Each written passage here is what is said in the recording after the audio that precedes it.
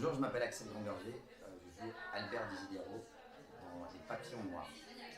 Bonjour, je m'appelle Alice Écosse et je joue le rôle de Solange dans Les Papillons Noirs. Que vous pouvez retrouver sur Arte en septembre. Et vous pouvez retrouver notre interview sur Luby en série.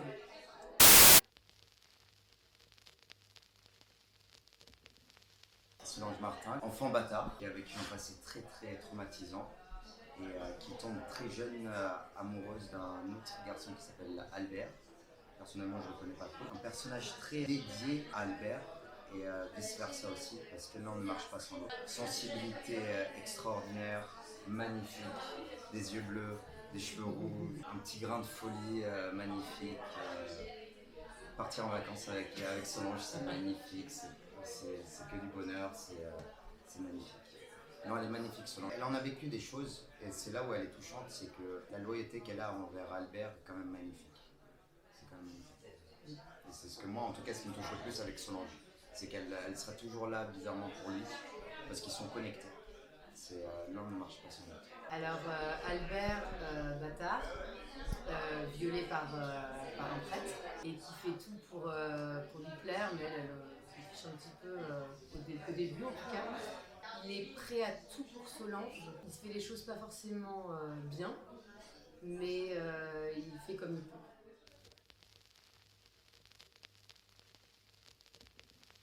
Bien sûr, parce que c'est des personnages qui sortent quand même de la tête de Maudit. Et donc oui, ils sont très évidemment. Donc oui, ils sont maudits. Ah, ça c'est clair dès le début. Dès le début, je dirais. C'est qu'ils viennent au monde sans vraiment être voulus et qu'ils essayent de creuser leur chemin comme ils peuvent. Et ils le font d'une autre façon. Malheureusement, ils ne font pas partie de la société. Ils essaient de trouver leur monde qu'ils essaient de créer ensemble pour pouvoir survivre. Et je pense que même aujourd'hui, il y a beaucoup de cas comme ça. Et on sent qu'on n'a pas sa place. Et Albert et Solange, je pense, en connaissant un peu Albert, il aurait dit que sa seule place à lui, c'est avec Solange. Et Solange aurait dit la même chose. Ouais, c'est ça.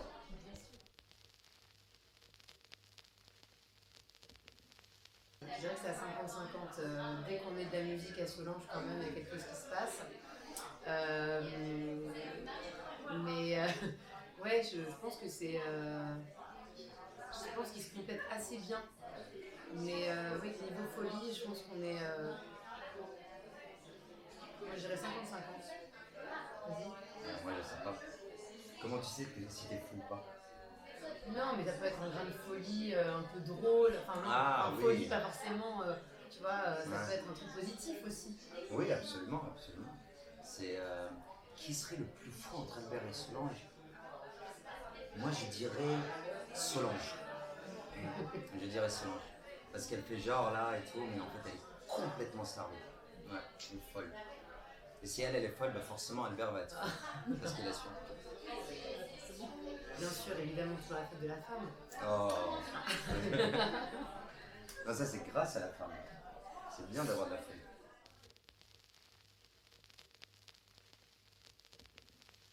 C'est l'inconscient, Voilà. c'est tout ce qu'on a oublié, qu'on a mis de côté dans son enfance, et puis tout d'un coup rejaillit, et on laisse sortir le papillon, donc tout nous revient, et ça a bien son sens dans la série.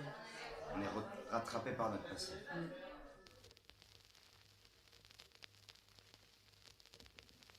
On est tous un peu, on peut être bizarrement un peu excités par tout ce qui fait peur aujourd'hui, dont on ne peut pas en parler. Et je pense qu'avec cette série, ça révèle des images et des histoires qu'on connaissait peut-être forcément pas avant. Et surtout en France, on n'a pas eu beaucoup de couples de serial killers. C'était surtout dans les années 50 aux États-Unis, où il y avait beaucoup pendant ces années-là. Et le faire en France, je pense que ça choque et c'est comme quand on regarde un film d'horreur. On a super peur de voir qu'est-ce qui va se passer derrière cette putain de porte, mais on a envie quand même de continuer à regarder qu'est-ce qui va se passer derrière cette porte. C'est bizarre, mais en tout cas, je pense que c'est ça. Moi, je dirais que c'est le puzzle la façon dont la série elle est construite, il y a plein de petits éléments par-ci par-là et il faut arriver à recoller tous les morceaux et je pense que c'est ça qui fait qu'on a du mal à lâcher, c'est qu'on commence à avoir un petit morceau et on a envie de pouvoir aller au bout et de voir le puzzle fini quoi.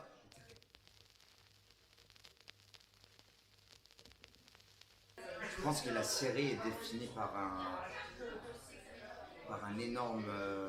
On ne peut pas la définir cette série, c'est très difficile. Et ça serait dommage de mettre des mots. Est-ce que c'est un thriller? Est-ce que c'est un polar? Est-ce que c'est une histoire qu'on raconte? Et moi, j'arriverais pas personnellement à définir ça, à dire c'était quoi comme style. Parce que, encore une fois, on voyage dans tellement d'époques et dans tellement d'histoires différentes. On avait l'impression d'être sur deux tournages. Et moi, j'ai trop du mal à dire c'est ce style-là ou définir ça. Bah, existentiel, oui, parce que, enfin, en tout cas, moi je le ressens personnellement parce qu'on est sur des personnages, en tout cas de Solange et Albert, qu'on a depuis qu'ils sont petits, donc on voit le parcours de ces gamins, de ce qu'ils deviennent, et je pense qu'on accepte aussi l'inacceptable parce qu'on sait d'où ils viennent. Donc je pense que là-dessus, oui, c'est un thriller existentiel parce que c'est pas juste on les place dans les années 70 et on les voit tuer. On a le contexte de l'époque, on a le contexte de leur enfance, de d'où ils viennent. Et je trouve ça très juste, c'est que tout se joue dans l'enfance. Donc si l'enfance est foirée, tout le reste est foiré. Donc finalement, ce qu'ils deviennent, bah oui, c'est de leur faute, mais en même temps, il faut voir d'où ils arrivent aussi. Et donc oui, je dirais que c'est assez juste que ça soit qu'on le définisse comme un thriller existentiel.